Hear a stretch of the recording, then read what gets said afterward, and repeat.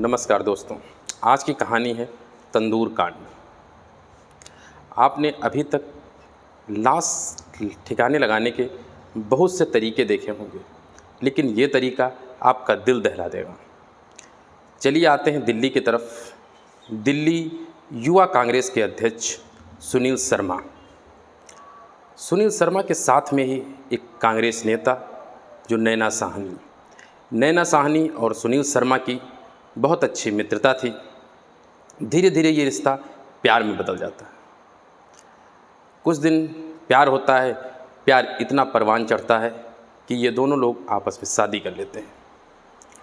शादी करने के बाद रिश्ते अच्छे खासे चल रहे थे, लेकिन सुनील शर्मा के दिमाग में कहीं न कहीं नैना साहनी के प्रति एक शक पैदा हो गया। वो शक कहाँ लेकर के जाता है, देखते हैं। शर्मा एक दिन घर आते हैं और नैना साहनी को फ़ोन पे किसी से बात करते हुए देखते हैं। जब अंदर पहुंचते हैं तो कहते हैं, नैना साहनी आप किससे बात कर रही थी? नैना साहनी बोलती हैं, बस यूं ही किसी का रॉन्ग नंबर था। लेकिन ये बात सुनील शर्मा को पची नहीं। अब सुनील शर्मा इनसे पानी मांगते हैं और उसके बाद फ़ोन को रीडायल करते हैं। रीडायल करने के बाद जो सुनील शर्मा के कानों में आवाज़ पहुंची, वो कहीं न कहीं सुनील शर्मा के पैरों के नीचे से ज़मीन खिसक गई। अब नैना साहनी से पूछते हैं, फ़ोन पे कौन था? फिर वही बात, आखिर वो फ़ोन पे था कौन? फ़ोन पे एक मतबूल करीम नैना साहनी के साथ पढ़ने वाला उनका सहपाठी था, जिसको सुनील शर्मा भी जानते थे। मतबूल करीम की आवाज़ इनके कानों में पहुंचती है तो दोनों आपस में झगड़ा करने लगते हैं। और झगड़ा यहाँ तक पहुँचता है कि सुनील शर्मा ने अपनी लाइसेंसी रिवाल्वर निकाली और नैना साहनी के ऊपर ताबड़तोड़ 3 गोलियाँ चलाते हैं। 2 गोलियाँ नैना साहनी के जिस्म को आर से पार कर जाती हैं और नैना साहनी वहीं पे ख़त्म हो जाती है। अब सुनील शर्मा लाश को ठिकाने लगाने के लिए तरीके ढूंढने लगते हैं। लाश को एक बैग में रखते हैं और वो बैग गाड़ी की डिक्की में। अपनी मारुति गाड़ी को लेकर के दिल्ली की सड़कों पे इधर से उधर आखिर इस लाश को ठिकाने कैसे लगाया जाए। यमुना ब्रिज के ऊपर जाते हैं। उनको लगता है कि यमुना ब्रिज से अगर इस लाश को हम नीचे फेंक दें तो शायद नैना की खबर किसी के कानों कान तक नहीं जाएगी। लेकिन वहाँ पे ट्रैफिक देखते हैं। थोड़ी देर खड़े होने के बाद इधर से भी गाड़ियाँ आती हैं, उधर से भी गाड़ियाँ आती हैं, जिससे ये जगह उनको सही नहीं लगती है। और गाड़ी को लेकर के वो कनॉट प्लेस की तरफ, एक बोगिया रेस्तरां है जिसमें गाड़ी को अंदर पार्क करते हैं और अपने मित्र केशव, ये केशव कौन है? केशव उस बोगिया रेस्तरां का मैनेजर, उससे बात करते हैं और कहते हैं कि रेस्तरां को अभी के अभी खाली कर दिया जाए। केशव कहता है, आखिर ऐसी कौन सी बात है, क्या ऐसा पहाड़ टूट पड़ा है जो रेस्तरां को खाली कराने की बात करते हो? लेकिन यहाँ पे सुनील शर्मा फिर वही चीज़ कहते हैं कि कुछ करिए जल्दी से, और पूरी बात बताते हैं। पूरी बात सुनने के बाद वहाँ पे जितने लोग खाना खा रहे थे उनको खाना खाने दिया जाता है। लेकिन जो नए व्यक्ति आते हैं, जो नए कस्टमर आते हैं, उनसे ये बोलकर मना कर दिया जाता है कि खाना अब ख़त्म हो चुका है। धीरे धीरे बजते हैं 9:30। 9:30 बजे पूरी तरह रेस्तरां खाली हो जाता है। रेस्तरां के बचे हुए कर्मचारियों को भी घर भेज दिया जाता है। अब केशव और सुनील शर्मा गाड़ी से नैना साहनी की लाश निकालते हैं और लाश को तंदूर में जलाने की सोचने लगते हैं। अब तंदूर तो इतना बड़ा नहीं होता है ताकि लाश जलाई जा सके, लेकिन जैसे तैसे अब उस लाश को तो ठिकाने लगाना है, तो जैसे तैसे नैना साहनी की लाश को उस तंदूर में रखते हैं। हम और आपको भी पता है, अगर एक लाश को जलाने हैं तो कम से कम 3 से 4 कुंटल लकड़ियाँ होनी चाहिए। जब कभी हम लोग शमशान घाट जाते हैं और किसी डेड बॉडी को जलाना होता है तो 3 से 4 कुंटल जब लकड़ियाँ होती हैं, उसके बावजूद भी बॉडी के कुछ न कुछ पार्ट कभी कभी शेष बच जाते हैं। लेकिन अब इतनी जल्दी तंदूर में तो जलेगी नहीं लाश, इसलिए वो क्या करते हैं, वहीं पे रखे हुए कुछ कागज़ के टुकड़े, कुछ लकड़ियाँ जो उसमें डालते हैं। जलती तो नहीं है लेकिन सुलगने लगी। होटल में तंदूर जो रोटियां होती हैं तंदूरी, उसके लिए मक्खन रखा जाता है, मक्खन यानी कि बटर। उस बटर को लेकर के आते हैं केशव और वो बटर तंदूर में डालने लगते हैं। तंदूर से आग इतनी तेज़ पकड़ती है कि उसकी जो लपटें हैं, आग की जो चिंगारियां हैं, वो ऊपर तक जाने लगती हैं।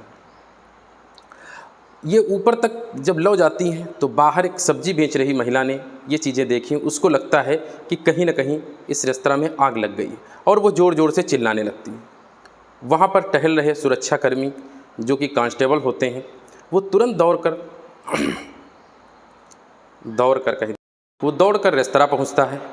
रेस्तरां में केशव को आवाज़ देता है कि केशव, ये कौन सी चीज़ जल रही है जिसकी लपटें इतनी तेज़ तेज़ से हो रही हैं।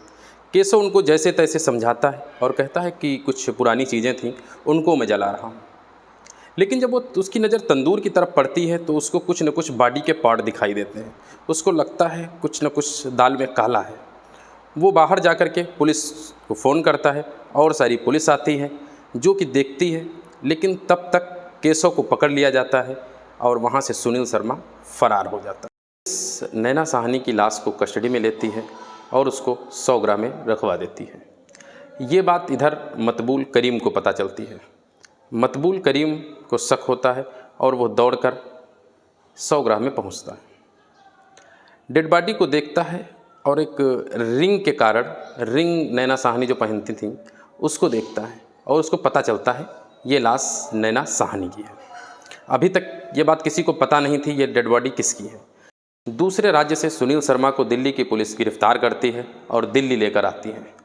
केशव और सुनील शर्मा दोनों लोग अपना अपना जुर्म कबूल करते हैं। 2 जुलाई 1995 की ये घटना थी, जिसको लोअर कोर्ट में फैसला चलता है 1995 से 2003 तक। 2003 में लोअर कोर्ट फैसला सुनाता है कि सुनील शर्मा को फांसी की सज़ा और केशव को 7 साल का कारावास। यही फैसला हाई कोर्ट में, जो ये लोअर कोर्ट का फैसला था, हाई कोर्ट बरकरार रखती है और वो भी सुनील शर्मा को फांसी की सज़ा ही बताती है। लेकिन ये केस जब आगे बढ़ता है सन 2013, सुप्रीम कोर्ट इसके फैसले से पलट जाती है। हाई कोर्ट और लोअर कोर्ट दोनों के फैसले को पलट कर बताती है कि सुनील शर्मा को उम्र कैद होनी चाहिए। अब सुनील शर्मा को उम्र कैद हो गई। अब बात आती है 2015 की। 2015 में सुनील शर्मा को पैरोल पे छोड़ दिया जाता है। 2015 में जब इनको छोड़ा गया तो 1995 से और 2015 यानी 24 से 25 वर्ष हो चुके थे और इनके रवैये को देखा गया। अब आप सोच रहे होंगे 1995 से 2015 तक 24 वर्ष कैसे हो गए। 20 वर्ष हुए और 4 वर्ष इनकी छुट्टियों के अगर जोड़ दिए जाएं तो पूरे 24 वर्ष हो जाते हैं। 24 वर्ष के बाद जब वो बाहर निकलता है तो आप भी सोच रहे होंगे कि सुनील शर्मा कहाँ हैं, आखिर दिल्ली में रहता है या विदेश में रहता है, आखिर वो है तो है कहाँ। तो हम आपकी जानकारी के लिए बता दें, सुनील शर्मा ने अपना नाम बदल लिया है, अपना हुलिया बदल लिया है। तब का सुनील शर्मा और आज का सुनील शर्मा आप पहचान नहीं पाएंगे, बहुत अंतर हो चुका है। सुनील शर्मा ने अपनी नाम और अपना हुलिया दोनों छिपा कर रखा है और दिल्ली में ही किराए के घर में रह रहा है। अगर आज सुनील शर्मा आपके पास से निकल जाए या जो भी जानने वाले हैं उनके पड़ोस से गुजर जाए तो शायद ही कोई पहचान सकता है। दोस्तों, इस कहानी से हमको कई चीज़ें सीखने को मिलती हैं। हम वही कहानियाँ लेकर के आते हैं जिनसे कोई ना कोई सीख मिलती है। पहली सीख तो इस कहानी से ये मिलती है कि क्रोध में या गुस्से में लिए गए कोई भी फैसले हमारी ज़िंदगी को बर्बाद कर देते हैं। दूसरी, इस कहानी से एक शिक्षा मिलती है, अगर शादी हो गई है तो उसके बाद अगर उन दोनों के रिलेशन में कोई तीसरा आता है तब फिर तीनों की ज़िंदगी बर्बाद हो जाती है। धन्यवाद दोस्तों, उम्मीद है हमारी कहानी अच्छी लगी होगी। नमस्कार। ऐसे ही वीडियो देखने के लिए आप हमें फॉलो करें, शेयर करें, अगर पसंद आई हो तो लाइक करें।